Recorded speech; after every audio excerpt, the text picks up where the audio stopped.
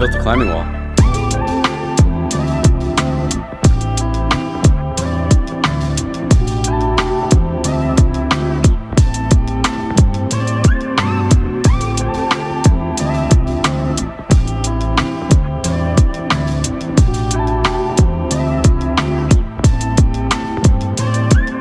What's up, guys?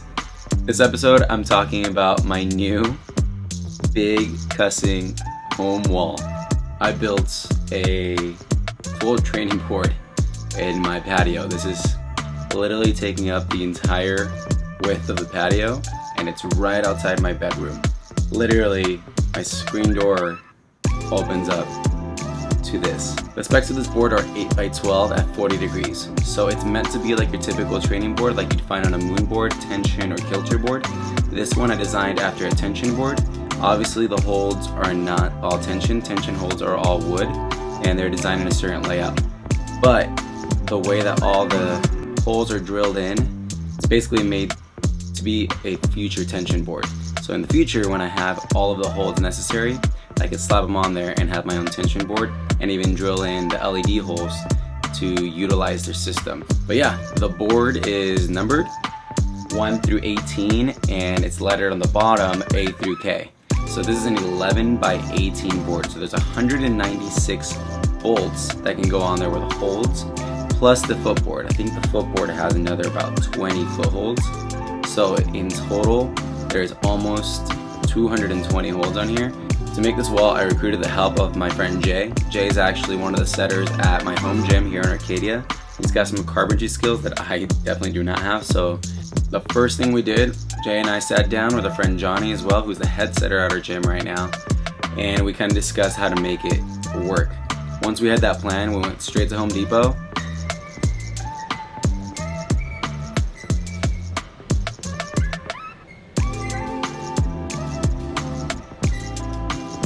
And it took us a while, but we gathered all the lumber necessary for this and as much of the hardware that I could get there.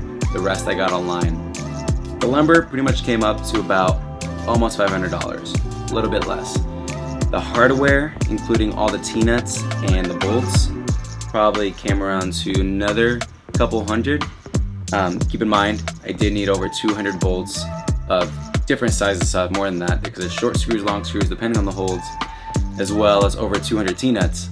And I actually had a lot of issues with the T-nuts. So what happens sometimes on a board, especially like this, that is not professionally made, when you try to screw in a hold, if it doesn't thread through properly, what can happen when you're trying to tighten it, will actually get stuck, and then what rotates is the T-nut, and the T-nut is what's screwed into the wood. So if that pops out, it starts to spin, and the screws shred a hole in the back of the board, and now there is nothing to hold the climbing hold from spinning. And that actually happened to me here on, I think, 6 holds. 2 of the strip holds were wood, so I just set screwed them in. I screwed the wood hold into the wood panel, so that's gonna stay, that's gonna work for now until I need to change it. The other 4 were plastic holds, so I managed to get off the T-nuts and the hold, but I haven't replaced the T-nuts yet with new ones. The way that we build this, we got 3 pieces of 4x8 plywood. That makes a 12x8 board. And we got them all in 3/4 of an inch thick. And then we got basically a bunch of 2x4s, basically in lengths of about 8 feet to 12 feet, depending on what we needed. And yeah, with all of that, we made the board. We cut it to be 40 degrees. Again, that's kind of the standard that you see in climbing gyms when they use these types of boards. I didn't want to go steeper because I'm not that strong, and I didn't want to go less steep because I did want to challenge myself to hopefully use this as a tool that helps me make progress in my climbing. We built pretty much the frame the first day, and that was day 1. The next time, we continued to work on the plywood. So I had to drill a grid pattern on the plywood. So what we did is we stacked all 3 boards so that I only have to do it once, and we drilled holes every 20 centimeters to fit the specs that are on Tension Board's website. And yeah, drilled all those holes. I thought that was going to be pretty annoying, but it wasn't that bad. What was more annoying was putting in all the T-nuts. So the T-nuts that I used have 3 screws. So every one of those holes, all 198 holes, needed a T-nut. So you put a T-nut in, a lot of time I have to hammer it in, and then you have to screw in 3 screws. So that's almost 600 screws, plus the footboard, well over 650 screws. How to go into that to put in every T-nut. So I just finished the second board. So there's 3 boards that are gonna go on there, 3 pieces of plywood that are gonna make the 12 foot long and 8 foot wide wall. Took me about 2 hours to finish doing just 2 of them and the kicker. So I have 1 more to go, so it's probably gonna take me about 45 minutes. I was gonna take a break and get it done later, but I think I'm just gonna bang it out right now. After a bunch of issues, we finished putting all the T-nuts in. Some of them are not using screws. They have these little teeth on them. They're not ideal because they mess up the wood, especially if I have to keep changing them in and out. But I got 20 of those to finish it just so that there wouldn't be any empty ones. But we ended up with 2 empty ones on the kicker because some of them, like the one I just showed you, were actually too small. I don't know why I checked the packaging. They're supposed to be the same size, but it's too small. But whatever, we're only missing 2. So they're all done. We're just putting some brackets on the frame, and then everything's gonna go up. Now I have enough bolts, I have enough T-nuts, they're all done. But it's been such a hassle to get everything done. So I slapped the holds back on the wall. I already completely stripped one of them, so one of those T-nuts is useless now, but well, we're gonna try it. We're gonna give this a little test run. And stripping the holes has been so stressful. Even though there's only 6 of them, it's stressful because it ruins the wood. And the only way to fix that is basically to put another piece of wood on top of the wood so you could drill a fresh hole in it because the other ones are ruined. So once we actually got the entire thing up, all the plywood up on the frame, it's finally taking shape. I had to stain everything because it had actually just started to look like it was gonna rain. So I got it all stained, which, oh my gosh, took so much longer than I thought. I thought the T-nuts were bad. Actually staining the wood was way worse. Staining the wood took me an entire 8 hours of non-stop work, and I did it in the middle of the day. It was probably 80 something degrees, and I was just sweating. It was so hot. And getting into every little crevice and doing every single inch of this board was so hard. What I should have done is stained all of the wood before we ever put anything together. Before we put anything together, the frame or anything, we should have stained every piece of wood. Because now technically there's parts that aren't stained to protect the wood where the wood meets. You know, I can't get inside of where it's already screwed tight where the wood meets another piece of wood. So those aren't protected. But that stain is there to weather seal it, to help with the sun, with the rain, and hopefully make it last a lot longer than if I didn't do that coat. But that was a lot of work. After I finished all that staining, which was probably done a week and a half or 2 after we started building the frame, I finished working on putting up all the holds. So I got a lot of wood holds. I had to stain all of those as well because I wanted to make sure that those lasted as long as possible. So as you can see, the wood holds blend in with the wall. They're usually a lot lighter in color, but I stained them to hopefully make them last a lot longer. So the wall is entirely finished now. I actually got all the staining done, which was definitely the hardest part.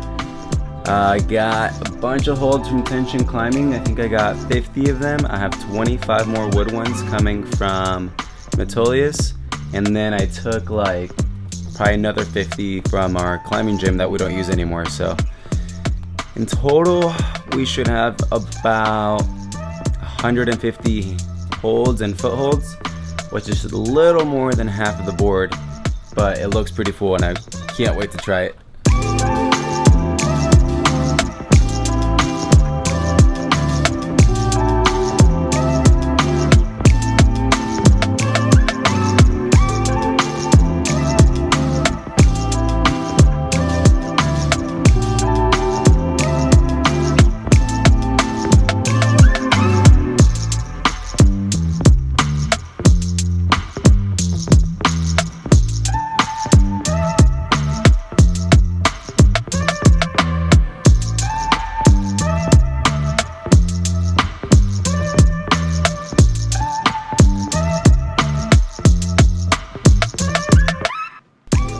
board is super dope, but I definitely need to tighten like every hold, and I need to set screw all the bigger ones because I'll keep spinning just a little, but this is cool.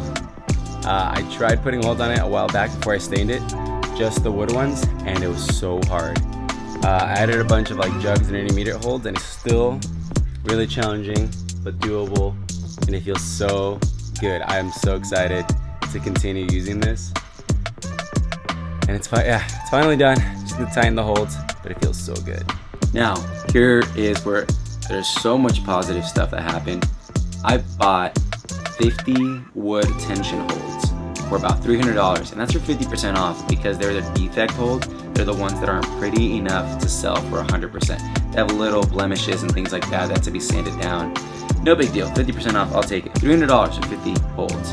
50 holds only fills up about a quarter of the board. The other issue is that when you order on tension, they have small, medium, and large, but I don't really know what these holds look like. They send you random ones based off the size selection. So I'm like, let me do 25 small, 15 medium, and 10 large. That was a big mistake. The 25 small ones are so small, and at this angle, they're so hard to hold. So hopefully one day I can use them really well, but right now, no chance. Now, the medium holds are great, the large holds are great, and actually really fun. They're some of my favorites. There's a lot of pinches, some slopier pinches, the round balls, really cool stuff. The large ones and medium ones, awesome. I want to order more, but I don't need them right now because after I bought those 50 holds, my roommate, we live with one other person, her boyfriend's roommate had just moved to New York, and apparently he worked at a climbing gym and he left like 100 holds at their house. So my roommate's boyfriend gave them to me because he had nothing to do with them, and all those red pink holds that you see, there's over 100. I mean, there's a bag down here I haven't even used. There's at least probably 60, 70 of them on the board. Those were all free. Before that, I had gone to our gym to grab a bunch of holds that we don't use, like holds that are there from the previous gym that closed almost 2 years ago. Just full of dust, disgusting, but they weren't being used, so I brought them here and I got about 50 of those. So I got 50 plastic holds from our gym for free, 100 plastic holds for free from my roommate's boyfriend, and I ordered the 50 tension holds, and I had actually, before I even got those free ones, gotten 25 more wood holds from Metolius. Just to mix it up and not do all tension. I do like wood holds. I ended up with over 200 holds for $300, which is ridiculous. I got so lucky, and being involved in the climbing community was just so helpful that somebody gave me a free hold that I was able to use what wasn't being used at our gym. So after almost 3 weeks, bought the wood, built the frame, drilled the plywood, put in the T-nuts, put in the screws and the T-nuts. Then I stained it all. Then I put up all the holds that I'd gotten, got more holds, put them all up, made sure they were all tight, and now we're here. I mean, I can't tell you how rad it is to actually climb on this thing. It is so rad to have this at home. This week, we're having a bunch of friends over, and it feels so cussing cool because I told them, come over for a barbecue and bring your climbing shoes. Who can say that when they invite people over to their house? Bring your climbing shoes. People get to come and climb here and have a good time hanging out at my house. We get to get sends. We get to get training in. It is so cool. And I'm just so excited. It was so worth every penny. And I can't wait to hopefully create some videos in here. I'm hoping to use the space to also create more videos. I know I've been posting regularly. It's really hard because I'm working so much, but it's great. It pays for this. Working hard pays for this. But I do want to make more YouTube videos, and this is going to help make some training videos. So this tool, having this wall here, is so cool. Yeah, if you can't tell, I'm excited. I'm so excited. So yeah, I hope you guys enjoyed kind of learning about the process of building a home wall, or at least my process. And I hope you enjoyed hearing about my struggles and all the barriers I ran into. But it's rad, and I'm so excited to have this at home, and I thank you so much for watching. I'll see you guys next time.